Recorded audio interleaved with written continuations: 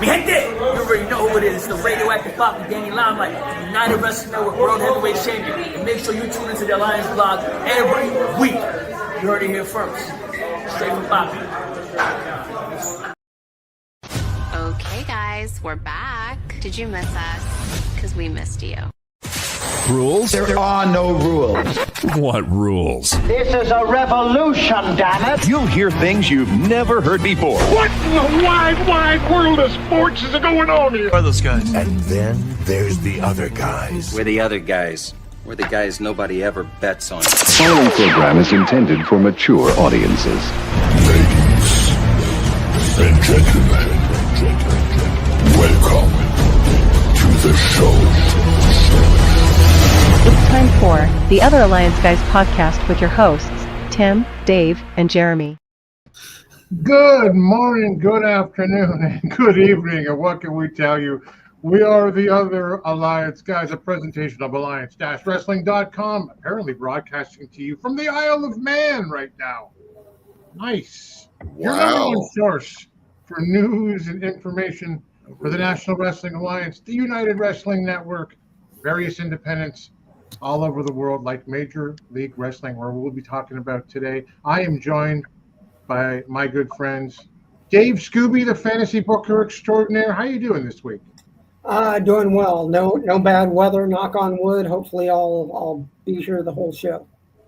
Excellent. You've had some troubles your way that recently. And then 6-pound 9-ounce baby Jesus. Please help the NWA territories. It's championship wrestling from Jeremy. How are you, my friend? Cracking up at Willie's joke, Tyre's joke of the week. Oh, my Alliance sign fell. It's a sign. It's a sign. The sign is a sign. Let's see what it is. The producers of Tyler's new cooking TV series has put bear traps around the food because when the cameras are on the food, it's gone. Willie, he will never let Tyrus rest. As mentioned, the boss is here. Everyone look busy. Greetings from the Isle of Man. Hey, Jay is like all the way over across the pond, as we say, and he met Fee. I saw on the Discord. He met Fee. If you're out there, Fee, hope you're doing well. It's been a long time. I'm not on social media anymore, really, so I haven't interacted, but hope you're doing good. Steve G is here. Good to see you, Steve. And, look, Lou made it. Good evening. It's our friend Lou. What would Lou Fez do? Well, he would come here and watch us try to muddle through a MLW show and everything else that we're going to be doing. Patrick Morris said, I want to see the NWA Chicago stream anywhere soon. So do we. There isn't one as far as we know. I'm sure it's coming, but it's 11:30 where Jay is. And Willie's so proud of Big Mama winning titles in NWA and UWN. So in addition to, as mentioned, to watching, reviewing MLW, which we haven't done in like a year or something, and Battle Riot 7, we're also going to be talking about UWN, as Jeremy is going to be getting into championship wrestling, their latest offering of the week. Dave, as mentioned, is going to be doing some of his classic fantasy booking, this time around the NWA, and whether or not they ought to be running on Wrestlemania weekend or maybe directing their talent to be doing something on their own. Yeah. There's a new face. Yeah, that's right. New face 3 from heaven. Hello. I'm a 50-year watcher of professional wrestling. Pleasure to have you here. We're all fairly old here on this particular broadcast. But thanks for tuning in. Really appreciate it. Yep. Steve G says he's not a fan of how UWN crowned their women's championship. They built it for over a year, and they don't even have a tournament. I'm going to leave that one for Jeremy.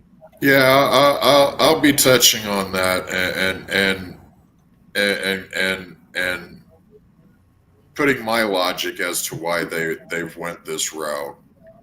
Yeah. Yeah. I mean, they've had missteps or delays. I don't know how you want to put it in the end that got them to this point. Maybe they just thought, look, let's get this over with. And we've been trying to get a women's championship going for about a year now, and Yep. Yeah. So maybe that was it. Let's see. What are we doing first? We're doing MLW Battle Riot. I know that Patrick said hasn't seen it yet. Well, it is. We'll get to it anyway. So we'll be telling you all about it right now as soon as I get that thing up. There you go. So let's jump into it here. Battle Riot. We're going to try to go through this as quickly as we can. We like a nice tight 90 minutes in our sets these days, and this thing's 2.5 hours long. But this is back on April 5th in Thunder Studios in Los Angeles. That's there's over 2,000 people in attendance. It's a sellout for them. It's Joe Dombrowski and new broadcast colorman Austin Aries, which I had high hopes for and was seriously let down by. Yeah. However, one thing I got to mention this now with you guys and see if you got this. They broadcast it from the desk ringside, and they're broadcasting into the arena as well as into the feed, and so it echoed back at certain times. And I was like, oh, it was terrible. Yeah, really terrible. 90 minutes is the magic. Thank you. We're all about that. Marquez still work for MLW? No. Yep, there you go. There's your answer. I think he's UWA centric right now, and Yeah, I believe so. like the Bowl Parade and stuff like that. So it starts off, and this is a very Lucha Libre heavy card because we're in LA, and their MLW's entire thing, as these two gentlemen have taught me, is they have different styles of fights. Different styles make, I forget what the motto is, different styles make great fights, or whatever the heck it is. Yeah. Styles make fights. But they are giving their geographic market, exactly what it is that they're looking for. And it is a CMLL trio match between Barbaro Carnario, Dave, Magnus, and Ultimo Guerrero versus Star Jr., Atlantis, and Atlantis Jr. Tell us what went down. Well, I mean, to start off, I mean, the crowd, when they first started, I don't know if they didn't have somebody in the ring hyping them up or getting ready to go, hey, we're going live, and do a countdown. But when they opened up, the crowd was dead. It took a few minutes for them to get going, but I mean, this being a trios tag match, I mean, it was a very high energy match to kick things off, very fast moving. And with the trios tag matches that they do in CMLL, you don't have to tag in. Oftentimes it's 2-on-1, but it's one of these things that a lot of back and forth. And if you watch the luchadors, a lot of them just do their move and they don't respond. That it's highly choreographed. But these guys, they had some experience in the ring. They had the senior wrestlers, the older wrestlers, tagging in, making some doing their special moves here and there. But they were using the younger guys to their advantage for all the fast-moving matches or all the fast-moving action during the match. And it was just one of these things that it finally woke the crowd up. And I love the ending. Atlantis Jr. with the frog splash and the pin. He got some air. All I could do, I'm watching it, and I'm like, wow. Eddie Guerrero, he should be smiling. That was a classic move. Yeah. And it just great way to finish the match. And I mean, I loved it. I love this match to start off with. It wasn't too long that you lost interest. It was just the right speed to kick things up and get things going for what was going on with Battle Riot. And I also love that they were pushing these guys. They're wrestling now, but maybe they're not giving it their all because they're going to be in the Battle Riot a little later. Right. So you figure quite a few of the wrestlers were pulling double duty. So my hat's off to them. I mean, it was a good match to kick things off. And although I'm not an aficionado of lucha style, I like it when it's done in short amounts. Yep. And they do it just enough that you can go, okay, it's believable, but you still sort of roll your eyes every once in a while. When they do a move, they get slammed and then they stand right back up. So you're like, okay, well, I can forgive it. It's part of the storyline. But I mean, it was, in my opinion, it was one of the better matches, and it was a great one to kick things off for Battle Riot. So you mentioned Battle Riot, and these guys are going to be appearing later, and so that kind of leads us right into the recap that happens after Star Jr. gets the Frog Splash win. They do the recap of why we're kind of here, what's happening tonight with Eric Bischoff, who's sort of a guest producer, I think his title is. Like, he's not like the general manager or the president. He's, but he's been around for a few shows. They show a recap where he fired Alex Kane, the suplex assassin, the head of the Boomerang Fight Club. They show Matt Riddle having defeated Kojima to win the MLW World Title. Kojima. They show Riddle offering Kane a title shot and bringing him back in through the open door policy rule that MLW has. They got Kojima walking in at the same time going, hey, I want a rematch. And Riddle going, bro, I'll take care of you both. I'll take you both on at the same time in a three-way dance. And then Bischoff being angry at Riddle that he brought Kane back after he fired him. And then finally on the screen, Bischoff saying, I think the best thing that happened is that Matt Riddle has to defend the world title during the 45 man battle riot tonight, which is a lot like a Royal Rumble, except that you can pin and submit and use weapons. And I'll tell you about how much I hate that later. But anyway, so whatever number he draws, as soon as he's in, if you eliminate, pin, or cause Matt Riddle to be, submitted, then you're champion. It's actually not entirely clear, but we'll get to that a little bit. Yeah. We are then subjected to. Oh no! Wait. I'm sorry. We then go into a. That's not this match. A women's match between Himawari and the Kick Demon Janai Kai. I'm a fan. I don't know. I don't know how. Like I was saying a year ago, it's not going to be long until like one of the big two picks her up. But yeah. Anyway, what did you think, Jeremy? So first off, when the name is in all caps, do we announce them louder with reflection? Is there a protocol in place for this? And I'm just unaware of it. These are questions. These are questions that I have while I'm stoned. So, this was Himawari's MLW debut. She's been in NJPW, New Joshi Pro Wrestling. I felt bad for her because, as I've said before, Janai scares the fuck out of me.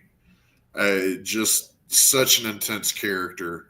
She is locked in on that character. The black eyes, the blacked out fucking mouth, just fucking creepy, bro. But The Kick Demon showed Himawari no mercy, but Himawari was no pushover either. At one point, catching Janai across the thigh with Himawari using one of her braids as a whip. Then, after a brutal series of attacks, Janai went for a pin, and Himawari managed to kick out at 2. And Janai was clearly shocked by that. Then she locked in, I think they call it the Demon Clutch. Yeah. Which was, that's nasty looking. The badass move. That was a badass move. That reverse mount, and then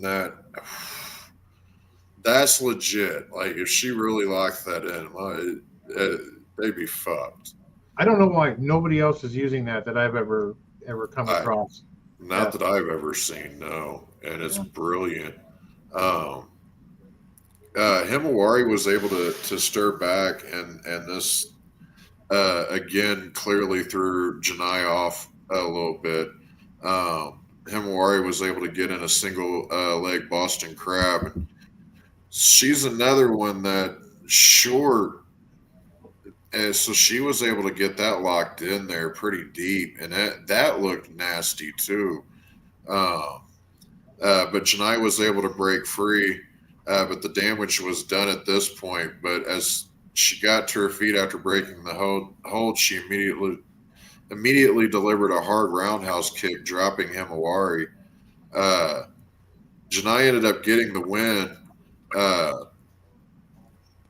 This was Himawari's debut, as I said. I don't know if this is a one-off for her, or if we're going to see more of her. I'm kind of hoping that we do, and further down the road, her and Janai run this back, because that was a damn good match. And like you said, Tim, one of the big two are going to pick her up sooner than later, I feel. Yeah, I like Austin Aries' comment. I don't mess with anyone who has a haircut like that. Yeah, no. I've had a haircut like that. Don't fuck with me. I will say, I don't want to comment on your guys' stuff, because we got to keep moving, but I just will say I hate the hair whip stuff. It's so stupid. You know, she sold it like it was a super kick. Like, come on. Like, it was. WWE has played it out with Bianca Belair, and right. then from there, it's just gotten played out by everybody else, too. Yeah. I did like when Kai wrapped it up in the ropes and then like held her there and just kept stomping her in the head. That was a stupid. I liked how A Double had said something. I'd wrap it around her neck and fucking choke her with it. And at one point she did wrap it around her neck, but then she locked in that demon clutch. So right. So the Contra unit Kick Demon wins the match. There is then a Contra broadcast takeover by Mads Cruel Kruger. He says basically he's coming to wipe out Matt Riddle. Then we get Mr. St. Laurent with Sessions with St. Laurent in the ring. And he calls out the Filthy Bros. And I wrote down, what has Matt Riddle done to Filthy Tom Lawler? But anyway, Riddle says he has to defend against 39 other guys. Bro, it could be Chuck Norris. Bro, it could be Liam Neeson. It could be Johnny Depp. It might be Dr. Dre who enters the. I'm like, if it's any of those people, I'm gonna watch the show. But MSL says Tom broke his arm. Riddle broke his heart. They're going to hear from his attorney, and they kind of back him up into a corner, but they're not going to do anything to him. And St. Laurent hits Tom Lawler with a pipe. It's stupid. It doesn't. I don't know. Anyway, and then Dijak appears, and Bishop Dyer as well. They attack Tom Lawler and they work over Matt Riddle, and they use this metal bar on Riddle's ribs, and a bunch of security. I'm doing air quotes again. Security comes in to be clotheslined to death. It's what it was, and but the story that's being set up here is that Matt Riddle, who we're told a little later on, now has broken ribs. It's no longer clear if he's going to be defending the MLW World Championship tonight in the Battle Riot. I don't know. I thought it was poorly executed, but I was happy to see Dijak and Dyer. What about you guys? They've got something there with those two pair. If they decide to pair them up, they've got something there. I feel that was the first time that I've ever been excited for fucking Dijak. He killed me with that feast your eyes thing. Whenever he first showed up in NXT, I was big on Bishop Dyer, Baron Corbin, whenever he first showed up. But then WWE doing what they do with talent, they kind of shit all over him, and he lost his shine for me. But he was starting to get it back whenever they dropped him back down to NXT that last time, whenever they paired him up with Braun Breaker. And I think like I said, with these two, if they decide to pair them up, they've got something there really nice. Yeah. I agree. I mean, we're going to see more of them as the show goes along, but yeah, they're both Lawler and Riddle are injured. Riddle is more injured with the broken ribs. They did announce that their next show, Azteca Lucha, will be in the Cicero Stadium in Cicero, Illinois, up on May 10th, which will be co-promoted between MLW and CMLL again. So it's good to see that that kind of cooperation.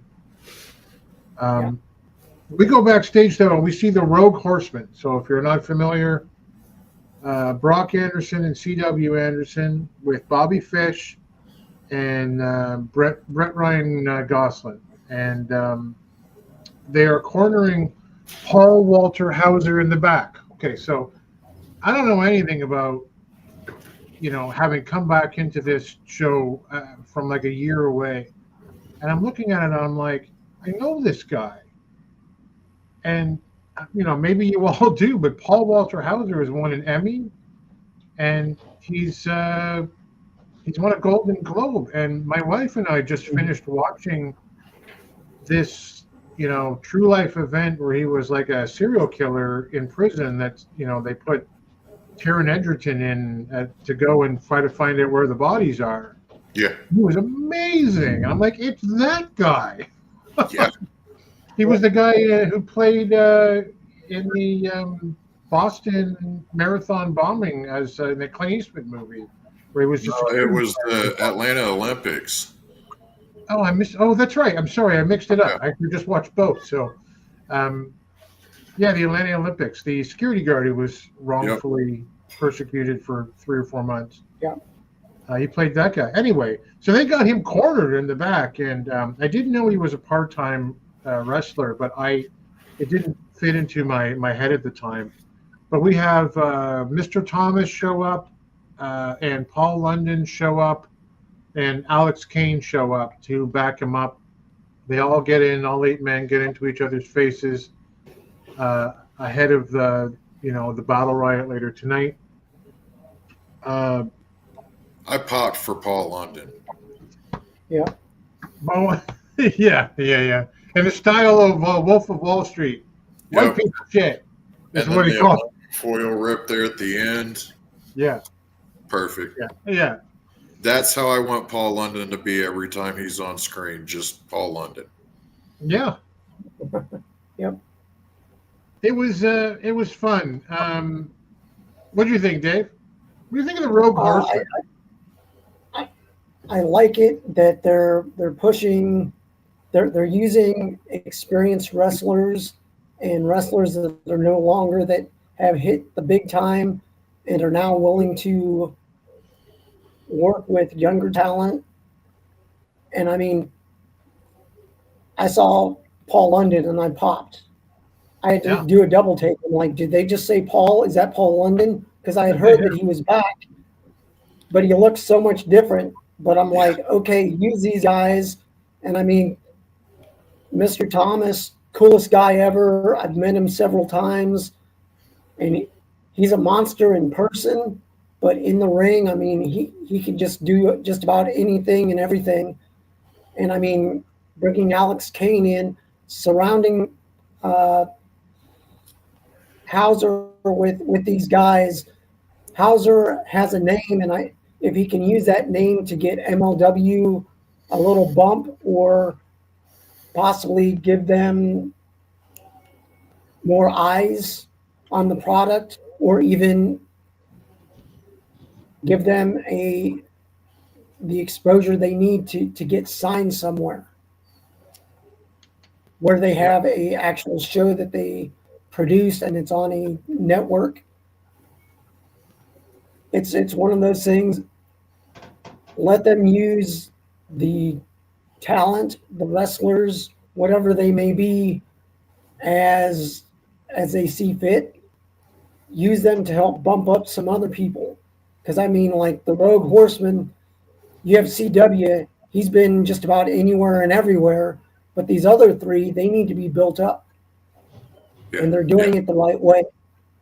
Yeah. So, I mean, I thought it was a good segment, and it just continues the storyline, and it's making me look forward to what's going to happen the next show, or what's even going to happen at Battle Riot when these guys end up getting in the ring and they see each other.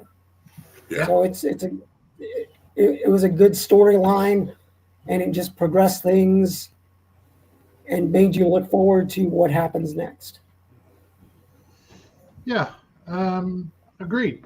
The chaos around that kind of continues too. With around the show, we see Mystico, middleweight champion, sitting with Cesar Duran and Selena De La Renta, and he's supposed to defend the world middleweight championship, but he suffered a triceps injury, I think, earlier in the week, and he's not cleared.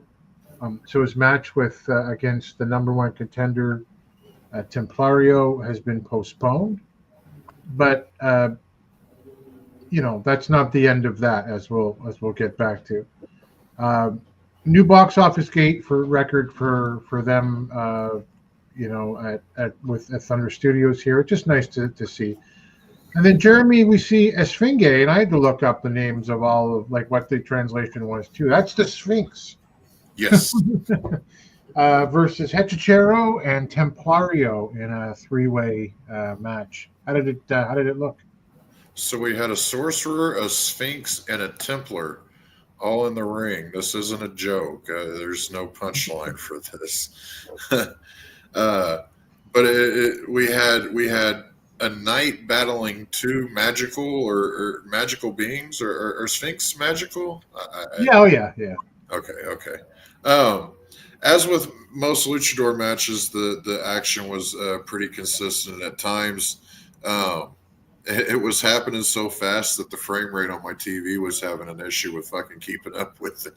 It was kind of cool looking. There were slight pixelization here and there. I normally would shit all over a match that comes with so many flips and dives and such, but these guys made it all work and made the psychology fit. It was more, the flips and dives and such were more linchpins to get the sequence go over and get to the next step in the match.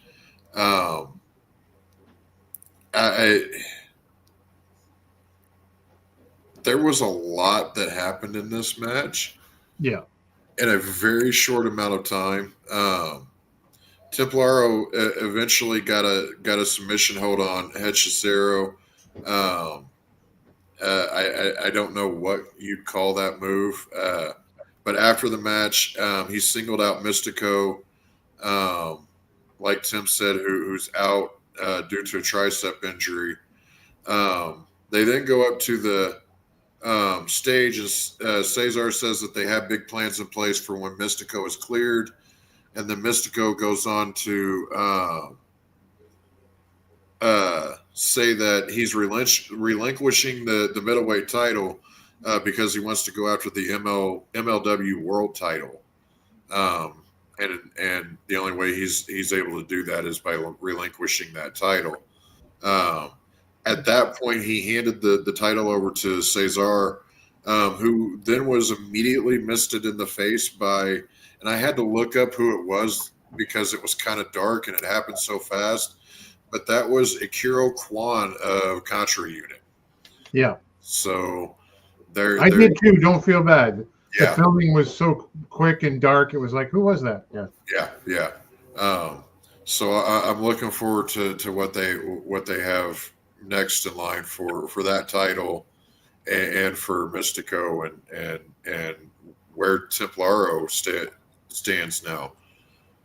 Yeah. One thing in this match, just as an aside, because it matters for later, mentions these guys before the show. Like the rebroadcast didn't have it, but they said, as shown at the beginning of the show, Hammerstone is back in MLW and he'll be appearing in the Battle Riot. I'm like, he is? Like, yeah. This is the first time hearing about it. It didn't somehow, I don't know if it was part of the technical difficulties that they had or they missed a whole segment on the replay, but like that, makes everything all the more interesting if you're in the arena. But there is a mysterious video package from, well, not too mysterious, I guess. It's full of beer bottles and bullets and a message saying they're coming in late in June, which is, I think it's June 26th, which is the MLW Summer of the Beasts event in New York City. They show the silhouettes of what can only be Carl Anderson and Doc Gallows. So they're making their way to MLW, which I think is a good home for the Good Brothers. Yeah. They've taken a lot of shit. Yeah. Go ahead. Machine Gun's been taking a lot of shots at the WWE as of lately too, and kind of rightfully so, I feel. Yeah, maybe. Do you like the Good Brothers at all, Dave?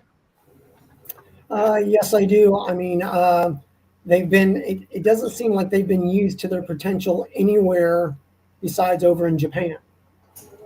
So it's one of these things that them coming in, depending on who they work with. Imagine if they don't need a manager, but just them getting in the ring and throwing out an open challenge, and St. Laurent comes out and Dyer and Dijak. Right. They refer to them as the skyscrapers, so I don't know if they're going to go with them as a tag team, but if they do have a battle of the monsters, you have 4 guys that are all over at least 6'3". Right. So I mean, the Good Brothers, they can work just about any style, but put them in the ring with some big guys, and that'd be a great match in my opinion. I think they're a great fit for MLW. They're just going to clobber the hell out of each other. Yeah. How did TNA MLW collaboration work? Jeremy's shaking his head. Patrick asks. I think MLW's kind of they're for me anyways. They're at a good place right now working with CMLL. Yeah, and keeping things kind of simple at the moment. Yeah, and Joshi and New Japan, and I like the way they're sharing luchadors with AEW as well. Like it's a much more open environment. I kind of shook my head too because TNA is collaborating with NXT. And I don't think they'd want to. There's no love lost there between the big evil and everything that we're seeing from MLW right now, technically WWE is paying for. Right. Yeah. Right. Steve G says, "Good Brothers, there's a team for NWA." I would agree. Maybe even for a Crockett Cup, that type of thing, they'd be a great great addition. I think they fit right in for that. But we go from this Good Brothers vignette to the ring for the MLW Women's World Featherweight Championship match between Delmi Exmo, who's your champion, and Shoko Nakajima, the big kaiju. Jeremy's laughing. Well, Dave will tell you all about it. Tell us, Dave. Well, I mean, despite the size difference of 8, 10, 12 inches, Nakajima is height challenged. Very good wrestler, but I mean, when you look at these ladies next to each other, it shouldn't be a fair fight. If you're just going by height and weight advantage, Delmi has it. She's a several-time champion. But tonight was not her night. They had a good back and forth, quite a few near falls, but it's in the back of my mind, it's almost like the luchadors. When I watch them up to a certain point, it's believable. But then they'll hit a move and then just pop right back up. So it's the size disadvantage and just some of the things that were done during this match. It wasn't a bad match, but I'm not sure where they're going with this, with giving the win to Shoko. Unless Delmi is going to go over to Yoshi Pro and win the title back. But it's one of those things that they're both very good wrestlers, but Court really doesn't tell the full story. So you're not really sure of what's going to happen or what to expect to happen. He just gives you bits and pieces that you go, oh, okay. It wasn't a bad match. I did like at the end that there was a somewhat show of respect. Delmi was pissed off that she lost, but she's pointing at the belt and she's like, defend this belt. You want it from me, you better defend this belt. So there's more to the story, we just don't know it yet. So it's one of those hurry up and wait. I guess I have to tune into the next event to see what happens. My problem with this, and we got to keep it moving. I should just shut up. But she's 4'10". 4'10". She's the big kaiju, so she leans into it. Like when she comes out the entrance, she's got like, I don't know, some kind of like wolf sort of kaiju gear, and they've got little buildings. That was great. That was awesome. She stomps the shit out of them. Like, yeah, that's great. But she's 4'10", and when she stands in the ring, the top rope is like right here on her head. And my wife is taller than her. My wife is only 5 foot. Yeah. It just felt to me like it should have been a drubbing, and it wasn't. New MLW Women's World Featherweight Champion. I still, by the way, always love that they call it the featherweight title and not just like the ladies championship. No, this is great. Yes. All right, so we are into the main event. The Battle Riot rules. It's a Royal Rumble. Begins with 2 wrestlers in the ring. New entrant every 60 seconds. Elimination, however, isn't just over the top rope. You can also pin a guy, or you can make him submit. That's good. Yeah. But it's also no disqualification, and weapons are legal. That's bad. That's just bad. Yeah. And for the first time ever, the MLW World Heavyweight Championship is on the line. I didn't quite get to understand if you eliminated Riddle, are you the new champion? And if someone eliminates you, they're the new champion, or is it just Riddle, or does the winner of the whole thing get the belt? They don't really go into it. Well, that's fair. Fair, Steve. She's 4'9", but talented. But anytime she fights an opponent who's 5'9" or 5'10" or whatever Del Mi Exmo is, not buying it. I don't buy Riho, and I don't buy the big kaiju either. Anyway, so that's how it. Those are the rules. Royal Rumble, but with weapons, and you can pin and submit, guys. This is a bit of a slog. I'm going to try to race through it and get us down to the final stuff, but there are some surprises along the way that we'll pause for. The first entrant is Alex Hammerstone. He's followed by Raj Desi, the former Jinder Mahal, who looks amazing, I thought. He's making his MLW debut. It looks like he's actually off the juice this time. Yeah. I thought he looked like natural good. Yeah. Austin Aries' best comment of the night, by the way, was why didn't anybody bring a weapon? Like, if they're legal, why are these guys walking out here with baseball bats in their hands? Anyway, Atlantis Junior's in at number 3. CMLL's, I'm going to mispronounce it. I'm so sorry. Virus. I think it's virus, but whatever that is in Spanish, I think it's virus. In at number 4. Jesus Rodriguez at number 5, and Star Jr., who enters at number 6 and takes everybody down. Nobody is currently out. Esfinge comes in at number 7. And there is a spot here I thought was fairly cool where they're doing a Tower of Doom spot.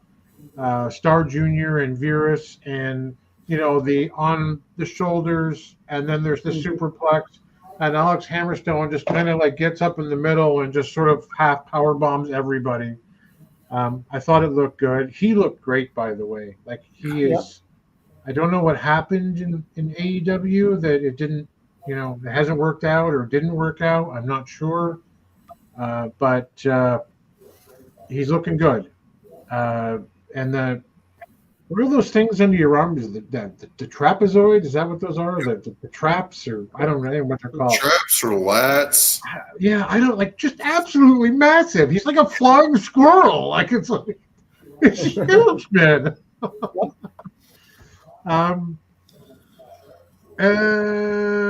What happens here now? Desi capitalizes on this move to get the first pin on Virus. He's the first one out. Number 8 is Akira Kwan, who doesn't bring the belt with him, followed by Barbaro Cavernario at number 9. He's a caveman. He's caveman. He is the barbaric caveman. He comes in and does some crazy suplexes, the like in which I have not seen in a million years. Somebody get this guy training other people in these moves, because we need these moves out there. The suplexes were great. And then CMLL legend Blue Panther comes out at number 10. This is Los Angeles. There's a heavy Spanish presence, right? What was that, Dave? Go ahead. Huge pop. Huge Tremendous pop. Oh my God. He's over. Like, Blue Panther is over. And they're like, he's been wrestling 46 years or something crazy like that, right? He's like Vern Gagne coming back for Wrestle Rock, and but the pop he's getting is ridiculously he's hot in this match. Magnus in at number 11. So there's a lot of luchadors in early. I was disappointed that Magnus was not Nick Aldis in disguise. I had my fingers crossed that we were going to get legit Magnus. And I wasn't upset. The luchador is awesome, but I would have really popped for Nick Aldis's Magnus. Wouldn't that would have been great? It's just like, is that who we think it is? And then it's like a King's leaf, what is it called? The cloverleaf? King's Lynn cloverleaf. Oh my God. He goes in, he eliminates Atlantis Jr., and then it's Juicy Finau. Juicy is back from Samoan SWAT team, right? I popped. That was my biggest pop of the night. Yeah. Yeah, and I thought the crowd was fairly into it. Not Blue Panther into it, but fairly into it. That guy's just huge. Hammers, when he makes his way in, Hammerstone makes Quan submit to the torture rack and eliminates him. Hammerstone then eliminates Star Jr., Esfinge, and Cavernario all basically within like 5 seconds of each other. Then we get Ultimo. That would have been a PlayStation trophy accomplishment. Yeah, it would have. You have unlocked. Yeah. Ring Massacre. Yeah. There you go. Yeah. And then we get Ultimo Guerrero, who's been wrestling like basically as long as Blue Panther. They've been at each other's throats for 30 years.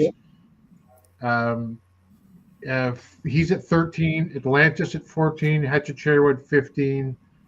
Then Okamura, the other half of the MLW World Tag Team Champions with Kojima. He comes out at 16. He hits this really cool cutter on Panther. He hits it on Atlantis. Nobody wants to see Panther get hurt. You can hear the crowd like, boo! Don't touch him. Then Dombrowski does this bit about where, they never finished the rivalry. Ultimo Guerrero and Blue Panther back in like 1991 because of, get this, a wrestler strike. And I was like, what? I don't remember this at all, but there apparently was a wrestler strike in Mexico and the two of them never got to finish their feud. So they're using it as a selling point about why they really are going to go at each other. Ultimo Guerrero, he traps up Atlantis. He makes him submit. Ariel Dominguez. I don't know anything about Ariel Dominguez. He's in at 17. He's small. He's slight. I thought he was awesome. I thought he looked great. He has like the dubious honor of being the shortest amount at any Battle Riot ever at like, I want to say 13 seconds or something, they said. But in this particular case, he does very well for himself. And wow, what an athlete. Mr. Thomas at 18. And I believe this is when Panther makes Guerrero tap out for an elimination. So, again, it's a slog, this thing, guys. I apologize. I'm trying to plow through it. But Thomas eliminates Okamura. Hechicero pins Panther. The crowd just goes, boo, boo. How could Hechicero pin Panther? Rodriguez sends Magnus over the ropes. Thomas eliminates Hechicero and Dominguez. Then Hammerstone sends out Rodriguez, Finau, and Deshi. And it's just Hammerstone and Thomas going face to face at this, as essentially all of the, the punters, as they say overseas, get eliminated. They stare at each other. They do the whole face down bit. Hammerstone hits Thomas, who's a big man, with the Nightmare Pendulum. I love that move. Like, that looks so good, especially on someone who's like so big as Mr.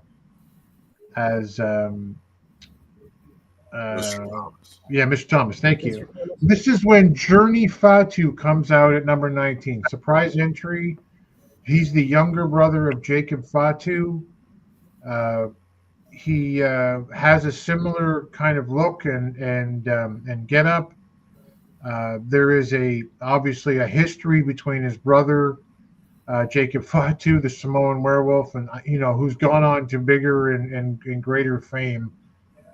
Who is, I don't think anyone would blink an eye if he is someday WWE world champion. Yeah. And here's his little brothers here. Hammerstone does this whole like, I've seen a ghost kind of thing when Journey turns around and Journey's there. So that was neat. Bobby Fish comes in at number 20. But Thomas, who's now been eliminated, they're starting to build outside the ring what will happen with this ongoing fight between what will be the Rogue Horseman and Paul Walter Hauser and his friends out there as well. Like, it won't die down once they're eliminated. We're about halfway done right now. Anything you guys want to throw in before I try to continue to? This is a long one. Okay. All right. C.W. Anderson, who I once interviewed, the first thing I ever did in this thing, whatever that is that we do, is interview C.W. Anderson. Great guy. Comes out at number 21 with a crowbar. He's the first guy to bring a weapon, and he beats the snot out of Mr. Thomas with it. And then, surprisingly, another surprise entry at 22, Chris Adonis, Chris Masters, the Masterpiece, or as they call him here, the Celestial, I don't know, something or another. It's Chris Adonis is out. So Hammerstone does eliminate Fatu. He and Chris Masters have a stare down and a pose down. Adonis kicks him in the nuts. Tries to go for the master lock, but I mean, those flying squirrel things under his arms that we talked about, he just essentially powers out of it, and anyway, as he breaks out, Paul Walter Hauser comes out with a shopping cart full of weapons and starts throwing them all in the ring, kendo sticks and chairs, and empties the shopping cart. Leaves it at ringside. It's kind of important to mention that, I guess, later. Goslin comes out at 24, and Hauser is already bleeding, having the kendo stick used against him in the ring. He bleeds a fair bit in this match for an actor who is doing so well on the main stage and doing this part-time. He's not scared to take. He's not scared to get his hands dirty in there and take the bumps. I applaud him for what I've seen out of him in his time here in MLW up to this. Right. This at 25 is when the MLW World Champion Matt Riddle comes out with his ribs all taped up. As everybody's brawling outside, he finally makes his way to the ring. Brock Anderson in at 26. Riddle sends Thomas over the top rope. Paul London in at 27 helps Paul Thomas Hauser, eliminate Bobby Fish. Riddle eliminates Adonis. Alex Kane, I love Alex Kane, is out at 28. Beaumont is for the people. You guys know that, right? Exactly. As Hauser rolls up C.W. Anderson for the pin, which is nice, and then gets eliminated by Brock, who has really perfected that Anderson spinebuster quite nicely. Yeah. Matthew Justice out at 29. He brings a ladder with him and jumps off onto the Rogue Horseman. Kojima is in at number 30. There was a World Tag Team title match, by the way, that was scheduled for this card that didn't happen. I think it's because one of the participants didn't make it to the show, but still plenty long enough. So outside the ring, as I mentioned, it's a mayhem. I'll try to just sort of avoid it at some point, but Hauser helps Riddle and Kojima eliminate Goslin as Bishop Dyer comes out at 31. He goes right after Riddle. He eliminates London and Alex Kane. Kushida comes out at 32, and Riddle and Hammerstone go at it. Shane Haste from the Mighty Don't Kneel makes his MLW debut at number 33 as Hauser jumps off the ladder onto BRG on the outside. I mean, his ability level is minimal, but like you're saying, he will do whatever. Like, I got to give him the props. And he ends up going through a table with him. Mads Kruger comes out at 34, the head of the Contra unit. He brings a chainsaw to him in the ring. He eliminates Justice by choke slamming him out of the ring. I'm not sure I wrote it down entirely correctly, but it was into the shopping cart, I think, at first. It was a table, but didn't Justice go into the shopping cart and then got wheeled away and came back and jumped back up and got choke slammed into the table? It was a brutal bump. Like, oh my God. Riddle kicks the chainsaw out. Everybody gangs up on Hammerstone. He's the first entrant. It's 35 minutes in so far. Tom Lawler hobbles out. He's hurt. He helps Riddle attack everybody else. Donovan Dijak comes in at 36. As St. Laurent goes and joins the commentary table. He's so over the top. He's difficult to take sometimes, but I guess that's the point. Anthony Green makes his MLW debut, coming out at number 37 as Cruel or Mads Kruger eliminates Shane Haste. Dijak knocks Kushida off the apron to eliminate him. And Titus Alexander comes out at number 38 in his first MLW match. You get Kruger eliminating Kojima. You get Dr. Dax, who I know nothing about. It's like we had an extra spot. Let's just get him in there. He comes out at number 39.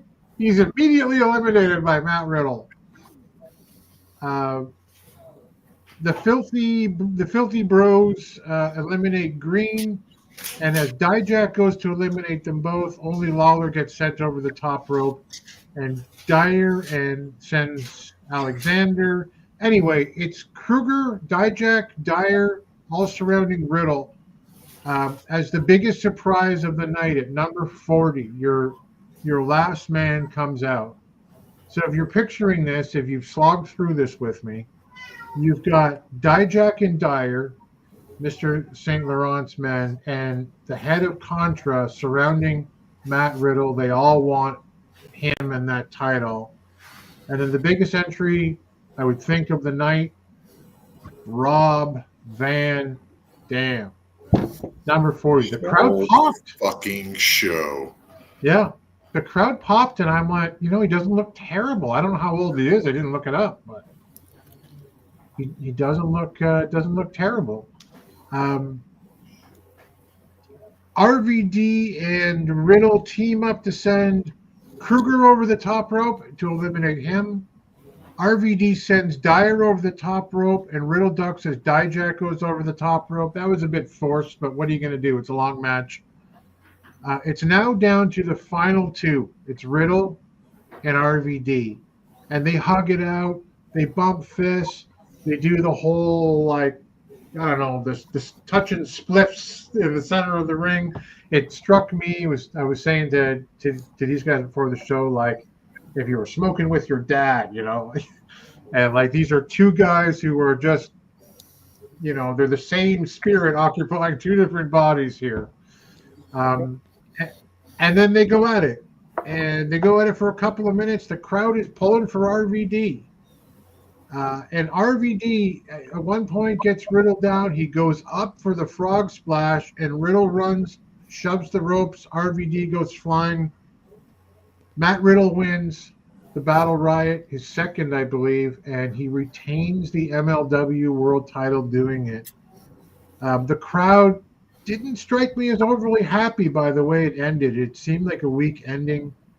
But that was the match. That was the show. Dave, what did you think?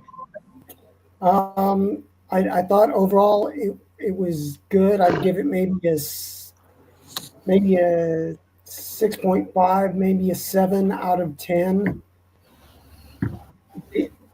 They did the right thing in progressing storylines, using the Battle Riot to highlight some grudges between people and between groups. I understand why they did all the luchas because of the location. But I would have liked maybe one more match that wasn't lucha-centric, that was just regular wrestling, or maybe even a hardcore match, something different. But it would have gotten a little higher of a rating in my eyes if there weren't so many technical problems. They had the feedback, the sound. There was some lighting issues here and there. They really need to have somebody that on the fly that can fix those. That it's one of those things that they're almost there, but every show they miss it by just a little bit. So there's something that doesn't quite click in every show that they do. But I mean, overall, it wasn't a bad match or a bad pay-per-view or live event that they did. I did like some of the surprise entrants. Of course, Shane Haste and Chris Adonis being local to the LA area. It was good to see them. And Hammerstone, him returning and being in for 35 minutes. They're building him up, but Hammerstone's one of those guys now that he doesn't need a title. He can be in there to put over others and help raise the stock of those around him. Yeah. He's had his time. So whether he moves on to, I don't know, if he goes to AEW or if he ends up in WWE and spends 1 or 2 years there, that's fine. But he's had his time and place in MLW. It's time for him to help make others more valuable to the organization. But I'd give it probably 6.8 overall. It could have been a little better, but for what it was a 6.8. That's it for the whole show? Yep. Okay. What about you, Jeremy? I agree with Dave on this. A 7 is a good score. B, I give it. A lot of that falling back on the audio issues that they were dealing with, more than the matches and that. It's interesting that Matt Riddle is the first person in MLW history to win back-to-back Battle Riot matches and retained on this one. So they're quite invested in him. I feel. I'm not sure that's the proper route to go, but again, it's not my money. So I didn't like it as much as you guys did. I'd call it 6 at most, 5.5. I do the caveat probably too often, but not a big fan, with notable exceptions of lucha libre or women's wrestling. I don't want to sound like a terrible misogynist that I'm not, but just not my bag. And there were 4 of those out of 5 here. And I'm not a Matt Riddle guy. I think he's great if he's chasing a title, like as world champ.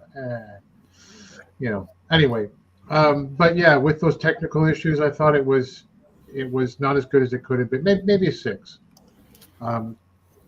Okay. But it was fun, and I hope they change that Battle Riot rule, where you get to bring weapons, because just you don't need that. This is a mess already. Yeah.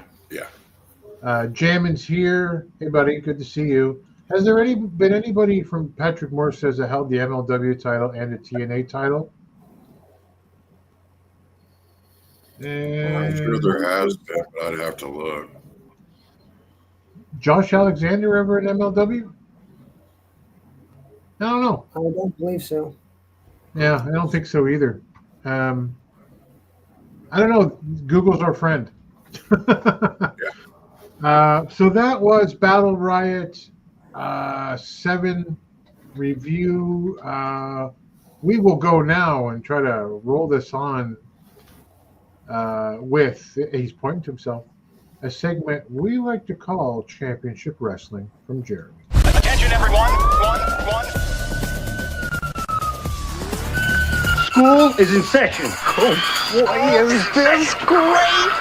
Let me Time for championship wrestling from Jeremy.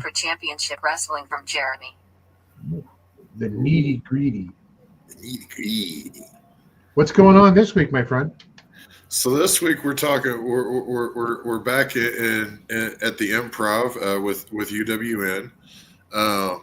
We had Nico Marquez was in the chat this week, utilizing the UWN account. I had an opportunity and asked him if he'd be interested in coming on the show. He responded with, "I don't know." So we'll see. Okay. Maybe Boss could put in a word for us or something. I don't know. But the show started off with the much-awaited women's world title match.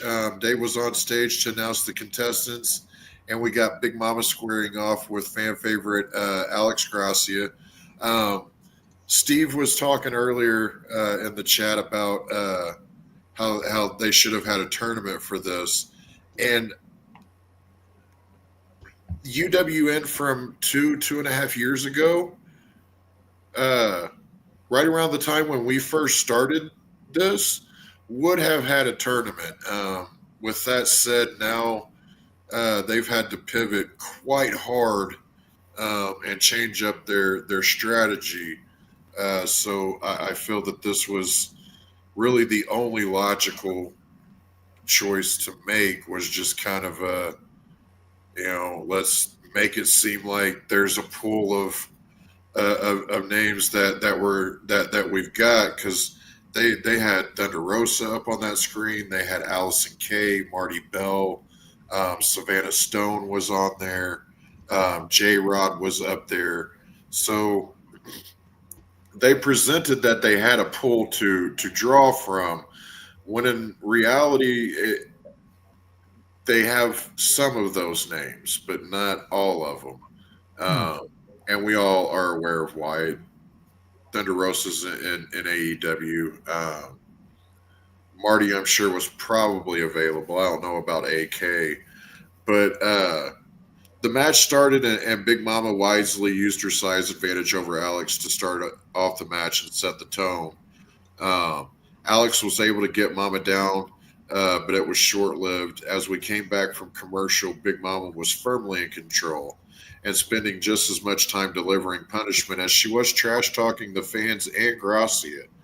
At every point that it looked like Alex might be able to put something together and gain the upper hand, Big Mama was able to bulldoze over. Gracia barely slid out from underneath the earthquake splash, giving her the opening needed to finally get some offense in on Big Mama. Alex hit a springboard crossbody, followed up with some forearms and an Irish whip into a scissor kick. She then hit a backstabber, but could barely get the 2 count on the pin attempt. She then landed a kick right to the jaw, but still Big Mama got her arm up at 2. From here, Alex went to the top rope. As she came off, Big Mama went for a lariat, missing it. Alex rolled through. As she got to her feet and turned around, Big Mama was waiting, grabbing Alex by the sides of the head before delivering a sit-out powerbomb, holding the legs as they hit the mat, and the ref slid into pace, slapping the mat thrice for our first ever United Wrestling Network Women's Champion, Big Mama. Me and Lamb were discussing, and he wondered why that they decided to go this route, being as Big Mama's kind of tied up with the TV title in NWA. Yeah. I think Big Mama proved her worth in Derby City whenever that was up and going. And it's smart to initially put it on a monster, especially if the route that you're going is to eventually put it on Alex Gracia, who was clearly the most over with the fans. Hopefully it's sooner, and I kind of figure it will be sooner rather than later that switch happens. But this will make the win more dramatic whenever Alex does get the title, and make it mean that much more. As soon as she was picked, it was kind of like, oh well, Alex is probably going to win it. and I'm glad that it didn't play out that way, and it was kind of a squash match. We then get another segment from Zicky attempting to get in with QT. I'm not clear on what it is Zicky is trying to do, but QT clearly has his sights set on Zicky's UWN TV championship. Zicky asked QT if there's any truth to the rumors he'll be retiring after he loses to Zicky, to which QT's like, who's saying that? That's not happened to Zicky. Oh, I'm saying that, you know. Where are you putting this in tomorrow's newspaper? It's inevitable. QT warned Zicky that he should be a little bit more respectful, but it went right past Zicky without him noticing it.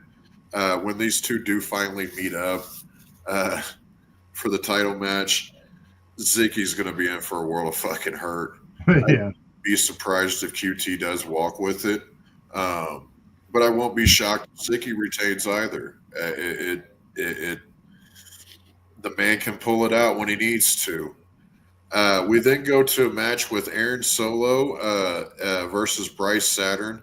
This was a nice exhibition match, reintroducing both men to the UWN audience, as Aaron has spent some time away from the UWN, honing his skills elsewhere. And Bryce was formerly in a tag team with Evan Daniels, who we'll see in the main event.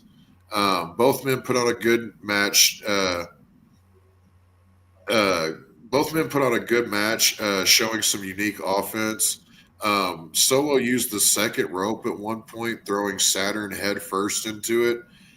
And the way that Saturn sold that, I don't know if you guys remember when Enzo got slid underneath the bottom rope by it's Matthew Ringwald, or was it Simon Gotch?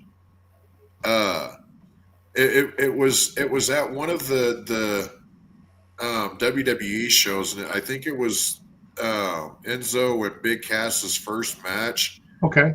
And Enzo gets slid out underneath the bottom rope, but his head does not clear it, and he caught it right on his chin. Oh. And when he snapped back, it was sickening looking. That's kind of how Saturn sold this as well. I was worried for that man for a second. Solo wins with a cradle DDT. I haven't seen that move done very much, and watching it done as the finisher and the way that he packed him up into a real tight cradle and then just snapped back. That's a nasty looking move, and I'd like to see more of it. After the match, we go to backstage, and QT says he breeds only winners because Aaron Solo is one of his trainees. He stated that he breeds only winners. So is he alluding that he's possibly Aaron's dad? I would have chose different wording. But next week, Zicky will be stepping into the ring with God's gift to professional wrestling, and he'll be walking out a former UWN television champion. I'm looking forward to that match. We then get Danny Limelight. He came out and addressed the crowd. You've got to watch the show. I'm not giving you everything. Go watch the show over on Memphis YouTube Wrestling channel. Find out what happened here. It's fucking yeah. But you'll be gaining valuable knowledge about what happened, and you'll be supporting the UWN. You're welcome. We then go to a fatal five-way for the UWN Heritage Championship. This was vacated by BHK Kevin Martinson. Back up in the stratosphere, out in the cosmos somewhere, doing Kevin Martinson things. He had to leave. He had to relinquish the title due to a career-ending injury, according to commentary. EJ Sparks was the first to come out, followed by Evan Daniels. Jordan Oasis is the third man out. And fun fact, he's trained with Super Crazy. Huh. Yeah, I was surprised by that. Jordan stands out in this match as he has only had one other match in the UWN, and that was against Danny Limelight, where he pushed that man to limits that we have not seen Danny push before. Right. So clearly, that man has no limit to where they see him going. It's quite the beginning for a young talent. Fourth out is the unpredictable yet always entertaining stunt marshal, who weighs in at 8,888 pounds, hailing from the 8th dimension. So we do have another cosmic being that is going after the heritage title, which gives me a warm fuzzy feeling inside. That leaves Super Mark Breaded Cutlet for the 5th spot. Oasis showed out in the early minutes of the match, quickly reminding the crowd of why he was able to push Danny to the limits. As with any multi-man match, there were plenty of powder spots between the guys. This, however, did open up the ring, allowing for them to get their shit in at varying points. Honestly, throughout the match, with the exception of Cutlet, I felt that any of the four could walk away the champion. And a new champion was crowned, and the winner has more than earned it. Go watch the show. And if you're not watching a United Wrestling Network, fuck you. I took attendance. I know who was live. That was going to make one of the new shorts that the AI is making for us now. That's going to be a short. But thank you, gentlemen. Yeah, thank you, sir. The comments here. Wrestle Lows, welcome. Definitely expected. Just happy that UWN is back. Zuki Dice is hilarious. As Yes. its own show he does at MomoCon in Atlanta. Yes. That's like a. I've covered that before. Yeah. I covered that on here. Yeah. Steve says Limelight King stole today's UWN show. Yes, it did. Any word? Ryan Taylor. I think it's if Ryan Taylor is still around. I don't know. I'll have to look that up. I'll try to remember to let you know let you know, Steve G, what I find out. Yeah, man. Awesome. Thank you very much. Let us move on to our anchor man, our fantasy booker extraordinaire. As I just continue to talk, because I'm trying to find your video. Here it is, in a segment we like to call I Respect You, Booker Man.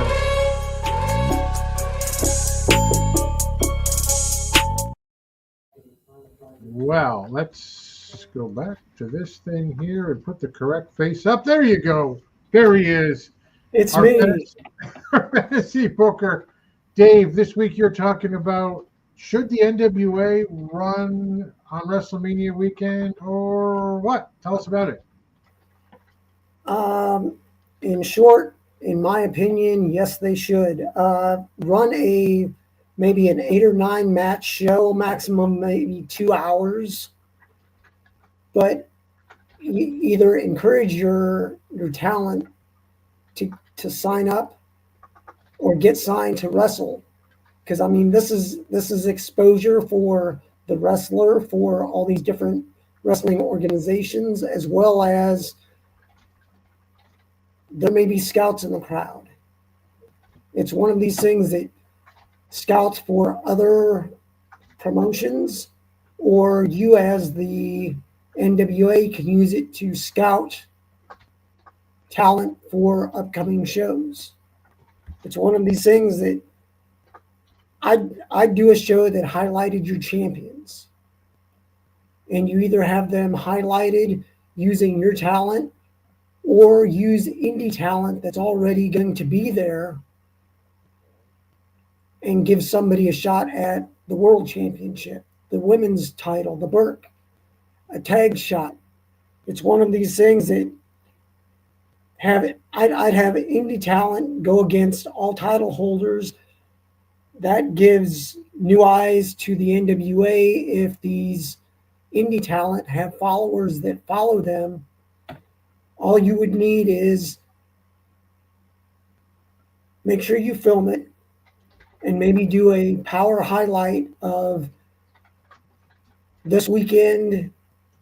We took Power on the road to WrestleMania weekend. You don't have to say it's WrestleMania weekend, but hey, we were live in Las Vegas, and this is what you missed, to do a highlight show.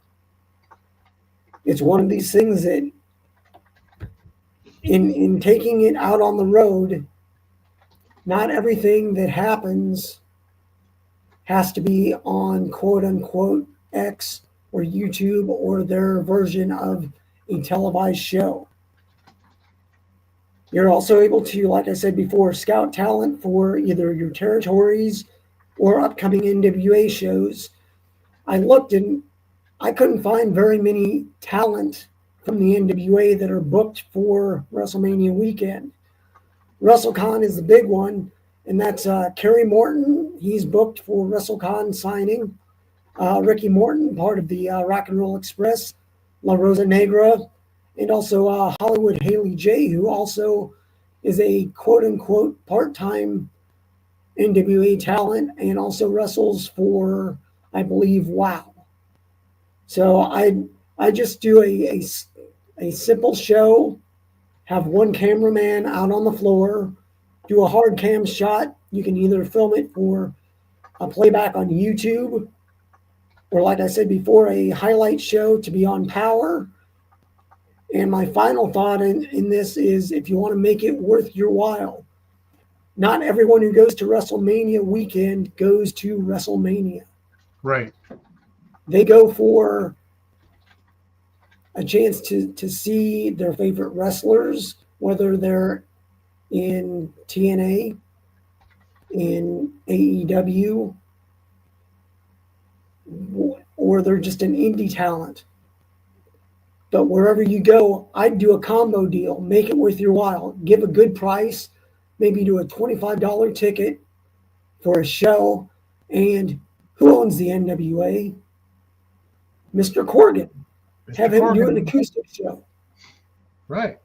Have a 30-minute acoustic show where he does maybe 4, 5, or 6 of his best Smashing Pumpkin songs, and maybe 1 or 2 of his new Monsters of God tour that he's on. It could highlight it. Use his real job, quote unquote, as a musician to give bonus to what's happening. You used the NWA wrestlers at the Smashing Pumpkin shows a couple years ago. Why not use Billy at an NWA show? Don't have him on commentary. Have him behind a mic, but with a guitar. Right. A little bang for your buck. Not everybody's a fan, but hey, even if they say it's a free show for $25, I'd sit around and watch Billy for maybe a half hour. Sure. So it's one of those things, in my opinion, definitely yes. You get more eyes on your product. You get eyes on indie talent that you may not have a chance to see ever. And there's a possibility that they can get booked, being that your territories are basically controlled by your talent who's in the NWA. Right. So it's one of those things that if they like what they see, they know they're in the NWA. They know what it takes to be in a show. If they go against someone and go, hey, you guys did a really good job, let me talk with the boss. There's no better highlight of a person or saying, hey, a good job, than that person going back to the boss and saying, If it was my deal, I'd sign them. I went against them. They have what it takes, or they at least had what it took in the ring going against me to do the deal. Let's give them a shot. We can start them off on the territories. If they produce good there, move them up. 100%. But that's my personal opinion. But why not? WrestleMania is, if you've never been to a WrestleMania, it's insane. I've been to a WrestleMania. I didn't go to the actual WrestleMania, but I went to a couple of the matches when it was up in Philly. Mm-hmm. I didn't have a chance to get good tickets to the better shows, but what I did go to see, I enjoyed. If I would have been able to actually plan and sit down and go, hey, I want to hit this show, and this show, it would have been amazing. But WrestleMania weekend it's a big Comic-Con for wrestling fans. It's like next week, isn't it? Yes. It's taking place. It kicks off, I believe, Wednesday night, but there's events Thursday, Friday, Saturday, and Sunday. And there's wrestling matches galore.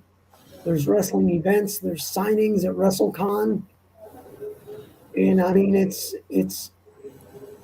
something that has to be experienced. And I mean, whether you're a talent or just a fan, in my opinion, you're not going to compete with the WWE, but you don't have to. Right. Just to be around them, because like I said, not everybody goes to the WrestleMania show. They may watch it, but they're there for the experience. So it's one of those things of it would be a thumbs up. Definitely they should do it. This year, there's no way, but I believe next year it's going to be in Minneapolis. Yeah. Or Minneapolis, St. Paul area, at least. That has big ties to the AWA, so I look for quite a few people that have association with the AWA, whether it be in name or former wrestlers that came from the Minneapolis area to possibly get inducted into the Hall of Fame. But it's one of those things of you never know it's not going to work unless you try. I agree. And I think you gotta do that stuff. Like, even if you were going to go to WrestleMania, which is where this year? Is it Vegas? Vegas. Yeah. Actually, Steve says, Dave, are you going to Vegas? Unfortunately, no. I have to work. So, like, I don't know what the ticket price for WrestleMania would be up in the nosebleeds, but I know I'm not going to pay it. But no. If I were like, it's a bummer, I'm not going to go down there, I would be like, oh, I don't know, Tom Latimer's going to defend the NWA World Championship, against Bishop Dyer in Detroit or Windsor or something like that. Like, I'll go to that because the price is right, and like if it's running on the same weekend, I do it 100%. I feel like the median price for even nosebleed tickets would probably be a median fucking house payment for a month. Yeah, that's what I'm saying. It's crazy. Some of the comments from Steve G. Yeah, NWA run a show and new women's champion in Markova. Come on, Billy, you could do it. I don't think he wants to. That's the thing, though. So when right before COVID hit, Zicky was the TV champion, and Billy was paying pretty much everyone $250 a month. He doesn't want to pay for that. Yeah. He can't. He's not going to match what these other promoters will pay his talent for that weekend, and that's kind of fucked up and would leave a bad taste in my mouth if I was one of his talent. Well, I mean, there's a reason Zicky didn't stick, right? When it was kind of a put up your hand if you want out of your deal. Later. Yeah. Yep. Stardom's running an event during WrestleMania. There are loads of female wrestlers out there looking for contracts. As of Friday, Loads of male wrestlers too, though. What was that? Sorry. Loads of male wrestlers too. Yeah. He also adds that as of Friday, WrestleMania isn't sold out. That's surprising. I have, my ear close enough to the ground, but I don't know. Like, I don't know that Cena and getting off topic, but I don't know that Cena and Rhodes is the main event I want to see. No. Anyway, Cena's heel turn has been kind of milk toast, honestly. This rings a bell. There was a lawsuit about this years ago. You can look it up, where he called it AWA, but he doesn't own AWA. The Ganyas don't own AWA, and I believe the E owns AWA. And there was something that it stood for something else. I don't remember. We'd have to look it up. Yeah, Ziggy, also the Pope. Yeah. Willie says WrestleMania sucks. I mean, sure, but it is, to each their own, right? But it's still the biggest event in the world of wrestling, and Yep. I've always heard, Patrick says, Billy Corgan is a money mark that doesn't know what he's doing. What's the way to get NWA back on track? Oh, how much time have we got, fellas? Well, we're already at the 1 hour 32 minute. Yeah. So that's a question for the next show. Tune in next week, or possibly the week after. There you go. Let me mention a couple things about what we are seeing before we call it a night. The Crockett Cup, our fantasy booker Dave Scooby is going to, which will run on May 17th. That is Tom Latimer taking on Rhino, and of course the Crockett Cup Tag Team Tournament. I am not able to attend this year because of the way things are in the world right now, so I'm not going to that. But I know Dave and Jay Cal and a couple other people. I think also down in St. Louis, they're running their nostalgia weekend that time too. So not everybody from the Alliance Inner Circle will be at that one, but next year we'll get together. But I am going. Since I'm not able to see Dave, I bought tickets today for my daughter and I to go to this. Yes. Is it up? There it is. Yeah, Maple Leaf Pro Northern Rising. So it is a 20-man. That's not the right one. 20-man championship gauntlet on May 10th at Maple Leaf Gardens, which, right there in Toronto, in my hometown. I mean, the names on it. You got Bishop Dyer. You got a lot of MLW talent. Look at Smiley Kiley, Tom Latimer, Matt Cardona. Alexander's there. There's a lot of great names on this show, and I am surprised by the names that they keep announcing. So I'm looking forward to this. And it's been around about 6 months now. This is Scott D'Amour's promotion. And they're going to the former Maple Leaf Gardens. That's not a small venue, is it? It is now, because it's been the Gardens was purchased a long time ago now. The Leafs haven't played there in a couple of decades, but it was turned into the Mattamy Athletics. I don't know why I had to change the name. It's Maple Leaf fucking Gardens, for Christ's sake. The equivalent of this is like somebody bought Madison Square Gardens and they're not going to call it that anymore. Oh wow! They're going to call it the Yum Center. Formerly, anyway. Yeah. But what was I going to say? It's an exciting event. I think it's going to be 2 days. I think they're doing the the women's championship on night 2 as well. And this is for the first, like they tie themselves spiritually to the Tunney promotion that had the Canadian championship that ended with Angela Mosca in like 1975 or something.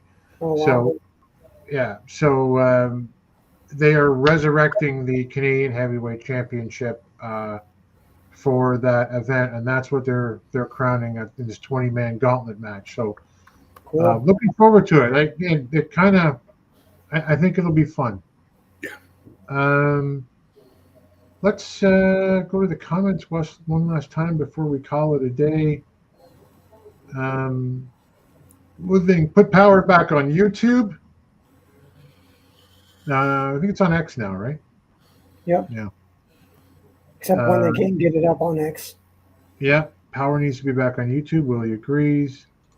Big Chris Dog, Maple Leaf will be amazing. I'll take photos and videos and post them up on the Discord. The Discord's in the doobly-doo. Join the Discord. Everybody's on the Discord that you see here for the most part, talking there all the time. Every time Billy leaves YouTube, NWA goes down. CW really hurt NWA. CW didn't hurt NWA. Billy fucking hurt NWA. Yeah. Yep. They made it. Yeah. They made it at the time of the deal with CW. You can't see outside of the U.S. So Lamb couldn't watch. I couldn't watch. We couldn't watch. And and the entire time, Billy was selling it like they were going to be on TV. Yeah. And that was never the case. Never going to be the case, from what I understand, either. Yeah. I mean, I don't know. It was such a bitter taste in my mouth. Like, well, we all know I gave it up for a while. Willie says Maple Leaf Wrestling should be affiliated with the NWA. No need to. No, we're good. They can share talent all they want. That's two wrestling minds. That one's too smart to do that, and the other one's too stupid to know it's not a good idea. Yeah. I will put the Discord. Where's the Discord? I will put it right here in the chat. If you actually, it's in the thing if you're watching on YouTube. But it's in the description, I believe. Yeah, it's in the description. But there it is. If you want to cut and paste it, you're welcome to join. We'd love to have you there. Should Billy Corgan sell the NWA? It doesn't matter if he should or he shouldn't. He's not gonna. This is what it is right now, and he has no need to. No, he shouldn't, because at least under him, it is still operating at a somewhat visible level to extreme wrestling audience. A lot more people are aware of it than they were even 5 years ago, whenever he first got his hands on it. 7 years ago now? Yep. Yeah. Like that, 7 or 8. So it is in better hands with him as far as visibility and being a name again. Other than that, though, he needs to admit and take help from those that have knowledge of how to do this. Yeah.